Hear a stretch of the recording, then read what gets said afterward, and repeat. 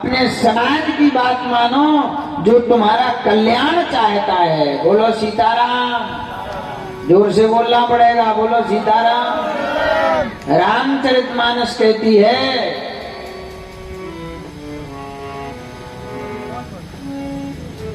गुरुपद रज मृदु मंजुल नयन अमीय द्रग दोष विभंजन। गुरु के चरणों की रज, महाराज जैसे माता जी माताई होती है ना, बोलो सीताराम, माँ होती है तो काजल पारती है काय को, बोलो सीताराम। काजल काय के पारती हो आप लोग? कांसे की थाली औंधा दो, नीचे दिया जला दो, ऊपर से औंधा देगी थाली, उनमें काजल पड़ जाए, काजल में फिर घी मिलाएंगी और फिर अपने मोड़ा मोड़ी को ढिटोना लगा के आराम से काऊ की नजर न लगे।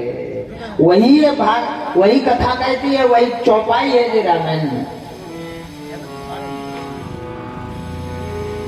गुरुपद रज मृदु मंजुल अंजन। आपको किसी की नजर ना लगे, आपके बेटा को किसी की नजर ना लगे, इसके लिए ढिठोना और काजल चलता है, लेकिन आपके बेटा को किसी का कुसंग ना लगे। ध्यान देना कथा को भैया, बोलो सीताराम। कथा पे ध्यान देना, आपको आपके बेटा को किसी के कुसंग, किसी की बुरी बातें ना आए, समझ में भटकाने में ना आए, उसके लिए क्या रामायण कहती है? बोले गुरुपद रज मृद मंजुल अंजन। अच्छे गुरु के, और गुरु कौन? बोले कोई भी हो जो आपको अच्छी शिक्षा देता है वही गुरु है। तो ऐसे गुरु को आप अपने जीवन में, ऐसे गुरु के चरणों की रज लेकर के, जैसे मकाई काजल लगा दे तो मोड़ा खोसो नजर से बच जाता है, ऐसे ही आप अपने गुरु के चरणों की रज लेकर हमेशा अपने मस्तक पर धारण करते रहो और गुरु की आज्ञा का पालन करते रहो। दुनिया के कुसंग की नजर आपको लगने वाली नहीं है। जैसे मताई के काजल लगा देने मात्र से, अब चाहे वह नजर लगे और ना लगे, लेकिन अब मताई को विश्वास है कि हमारे बेटा को नजर लगवे भाई नहीं, हमने तो काजल लगा दो, बेटो ना लगा दो, ले आप कहा लगे नजर। वो बोले यदि बेटा को कुसंग रूपी नजर ना लगे, किसी बुरे व्यक्ति के षड्यंत्रों में ना फंसे, ऐसे बेटा के लिए गुरु के चरणों के रज की कृपा प्राप्त होती रहे। अच्छे गुरु के साथ में, अपने परिवार के साथ में, अपनी समाज के साथ में बैठता रहे और अपने लोगों से शिक्षा लेता रहे, ऐसा व्यक्ति का कभी परिवार टूट नहीं सकता। बोलो सीताराम। कभी परिवार नहीं टूटेगा। रामचरितमानस कहती है तहि कर विमल विवेक विलोचन बरनौ राम चरित भव मोचन।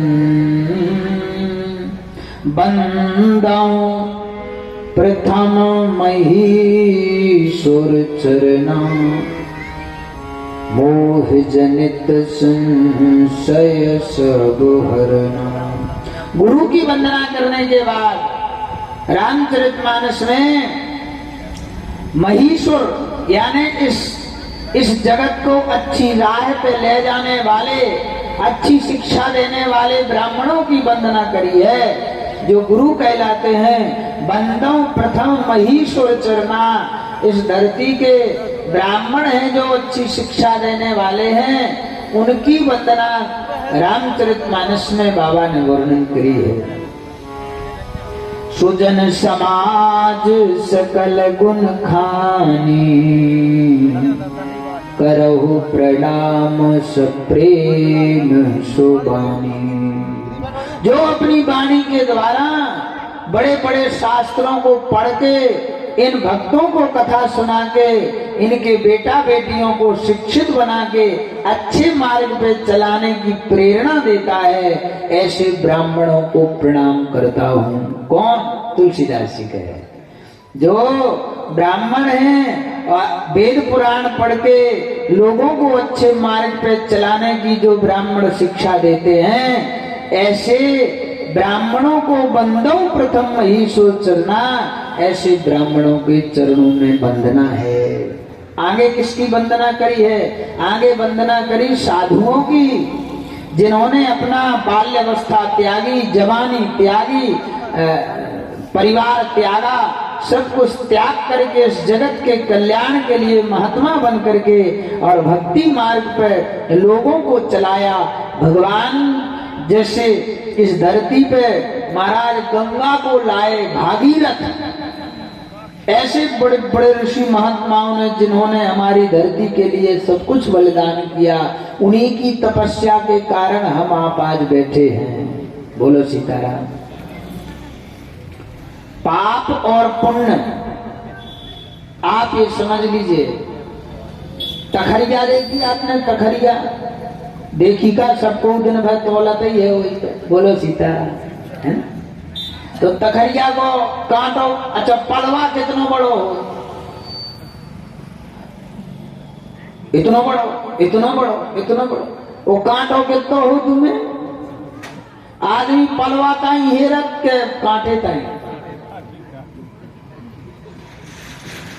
पलवा पे भरोसा नहीं हो। हाँ जंजीर मंजीर विधि हो तो जरूर देखत पलवा ताई जो गए सो निनोर दे खड़बड़ा डाला सूदी हो जाए। और जब उठा के देखत के सूदो आ गो पलवा, पासांग आ गो, सुकी ताई हेरत कांटे ताई। वो कोनो डाड़ी मार हो तो बात अलग है, वो जाने की मार रहा होता है, लेकिन वो कांटा ईमानदारी बता देता है कि बिल्कुल 1 किलो होगा। अब ना नाए न माए, घी तोलो सो 1 किलो ही बगले, और डब्बा को धरो बना के 1 किलो डब्बा में घी डालो और फिर उठाओ कांटो, सुई जैसी की तैसी। आओ भाई सीताराम। तो हमारा जो पासांग है, हमारी जो तराजू है, उस तराजू पे हम घी रखते हैं, एक तरफ कांटा रखते हैं। उस कांटे उस तराजू के दोनों पलरों को नहीं देखते, हम देखते कहाँ है? कांटे तरफ। तो क्या है? बोले साधु चरित्र सुचरित कपासु। साधु का चरित्र पलवा की तरह नहीं होता, साधु का चरित्र उस कांटे की तरह होता है। बोलो सीताराम। कैसा? बोले 1 दाना भी यदि ज्यादा हो जाएगा गेहूं का, जैसे पिसी तौल रहे फिर से 1 किलो तौल रहे, यदि महाराज 1 दाना भी ज्यादा हो जाएगा तो वो 1 दाना तुरंत बता देगा कि 1 किलो 0% 1 ग्राम ज्यादा हो गया। 1 दाना गिर जाने से भी 1 किलो से ज्यादा हो गया तो वो तुरंत बता देगा। वो ईमानदार है। कौन? तराजू का कांटा। इसीलिए आपने देखा होगा कलेक्ट्रेट में, हाई कोर्ट में पीछे आंखों पे पट्टी बनी है तौलने वाले की, और तखरिया हाथ में पकड़े हैं कि यहाँ कोई नीचा ऊंचा भेदभाव नहीं होगा, यहाँ कोई अपना पराया नहीं होगा, यहाँ आंखें बंधी हैं और हमारा तो पलड़ा बता देगा कि अच्छा और बुरा जहाँ होगा तो हमारा पलड़ा बता देगा कि हमें क्या करना है, हम नहीं बताएंगे। इसलिए आंखें मोह में आ सकती हैं, आंखें धोखा खा सकती हैं, आंखें हमारा पराया कर सकती हैं। इसलिए आंखें बंद करने वाला ही सच्चा, बोलो सीताराम, आंखें बंद करने वाला ही सच्चा निर्णय कर सकता है। तो महाराज वहां तराजू को आपने देखा है। साधु क्या है? बोले साधु चरित्र जो है, साधु का चरित्र बिल्कुल कपास के फूल की तरह है। बोलो सीता। कपास को फूला देखो, हाँ। तो कपास के फूल की तरह चरित्र बताया है साधु का कि कपास में कोई खुशबू नहीं होती, कोई भेदभाव नहीं है, कोई रंग नहीं है। कपास कांस, नदी के किनारे नवा के किनारे होते हैं ना कपास कांस, बताओ वे फूला कैसे हो? सफेद, कोनो रंग तो नहीं है। और फूलन का तोड़ के खुशबू लियो तो तुम्हें कोनो खुशबू नहीं आएगी, कोई खुशबू नहीं है। इसीलिए रामचरितमानस में तुलसीदास जी ने वर्णन किया है कि साधु चरित शुभ चरित कपासु, कपास की तरह साधु का चरित्र होता है, कोई भेदभाव नहीं, वही साधु कहलाता है जो कोई भेदभाव ना करे, चाहे समाज का हो, चाहे अपना हो, चाहे पराया हो, चाहे हमारा हो, चाहे दूसरों का हो, चाहे कोई भी हो। हमें एक भजन है ना, कछु लेना न देना मगन रहना, कछु लेना न देना मगन रहना, कछु लेना न देना, कछु लेना न देना मगन रहना, कछु लेना न देना मगन रहना, कछु लेना न देना। कुछ लेना देना नहीं है। ये किसका होना चाहिए चरित्र? बोले महात्मा का। वो महात्मा कौन है? बोले जटाजूट तिलक चंदन। हम ये नहीं कहते हैं कि वो महात्मा नहीं, वो भी महात्मा होते हैं, वो वेशभूषा है। चरित्र से मन से महात्मा हो और तन से महात्मा हो और वेशभूषा से महात्मा हो तो कहना ही क्या है। और यदि ऐसे नहीं बन पाते हो तो परिवार में रह के भी महात्मा बन जाते हैं। बोलो सीताराम। परिवार में बच्चों के साथ रह के भी महात्मा बन जाते हैं। कैसे? बोले जो भी निर्णय हो बिल्कुल निष्पक्षता से निर्णय करो, कोई पक्षपात मत करो तो तुम साधु बन गए। बोलो सीताराम। यही तो रामायण का ज्ञान कहता है।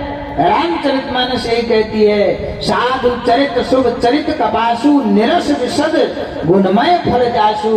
इसमें ना कोई फल लगेगा, उकाश में कोनो फल मल नहीं लगा। तो तो ई के लोभ में आदमी छत्तन पे लगाऊं लगे, गमलन में लगाऊं लगे कि अबे खुशबू भली नहीं आई में बाद में अच्छे फल हो, ये लगा लो। पर सो आदमी कहते नहीं, हमें नहीं। कपास कहता है हम कोई काम के नहीं है, ना हमारे भीतर खुशबू है, ना हमारे भीतर कुछ नहीं है। कहाँ लगाऊ? राम नाम, राम नाम। वो कांस खा के दे लाए, बोले कांस ढूंढ ले आई हो। बोले कब के लाने? बोले जवाई के लाने। वो असलियत बता देता है वो कांस। जब वही पे नशेनी सी बनाई तो ना अंत में उगे काका थमना हो नहीं जाना, ऊपर लगाने के लाने वो कांस खोल लगा जाते भैया। बोलो सीताराम। सत्य मतलब वो कांस बता रहा है कि असलियत जे यार तोरी ते नाम भटकत भली फिर रहो, असलियत तो जेया। 2 गज कफन का टुकड़ा तेरा निवास होगा, जाएगा जब यहाँ से कुछ भी न साथ। एक ही चीज होती है क्या? कांस। आदमी के कपड़ा तक उतार ले जाए, डोरा लगो हो सो वो टोल लो जाए। माताएं बहने कानन मानन में पैरे हो जो कर ले, जो उतार लो, उतार लो। उना रो तो जा रहे, उना के रहे उतार लो। धन्य धन्य हेरी माया। और संगे को गाओ, संगे गाओ वो कांस जोन में ना खुशबू नहीं है, ना फल नहीं है, कछु नहीं है। जो आदि में वो कांस खो दे देते के बाड़ा है संगे ही में कौन कछु है। बोलो सीताराम। इसलिए रामचरितमानस में ना कमल के फूल की वंदना करी, ना गुलाब के फूल की वंदना करी, ना धतूरे के करी कि धतूरो भी भैया ये न कहते हुए शंकर जी को चढ़त आदमी के पक्षपात कर दो तुलसीदास जी ने। बोले नहीं, कोई पक्षपात नहीं। जो अकेले अंत में संगे जाए उनकी बात वंदना कर रहे हैं। बोले किसकी? बोले साधु की। और साधु से जुड़े। बोले साधु कौन हो? बोले जो कपास की तरह हो, कांस की तरह हो, ऐसे साधु की वंदना करो। साधु चरित शुभ चरित कपासु। जी यही रामायण है जो आप अखंड रामायण में हर बार पाठ करें, वो भी चौपाई में वही कथा है। हाँ? वो शाम के होगी भक्त